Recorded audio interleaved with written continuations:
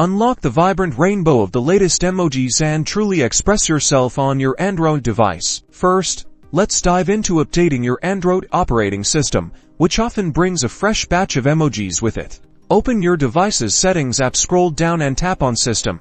Then select System Update. If an update is available, tap down low and install and follow the on-screen prompts. Remember to have a stable internet connection and sufficient battery. Another fantastic way to get the newest emojis is by using a custom keyboard app. Head over to the Google Play Store and search for popular emoji keyboard apps. Apps like Board, SwiftKey, or Facemoji Keyboard are great options that frequently update their emoji sets. Once you've chosen and installed a keyboard, you'll typically need to enable it in your phone settings. Go back to Settings, then System, then Languages and Input. Tap on On-Screen Keyboard, and then Manage Keyboards. Here, you'll see a list of all installed keyboards. Toggle on the new keyboard you downloaded. Now, when you open any app that uses a keyboard, like your messaging app, you can simply tap a globe icon or long press the spacebar to switch to your new emoji keyboard and start using those fresh emoticons. By keeping your operating system updated or switching to a feature keyboard,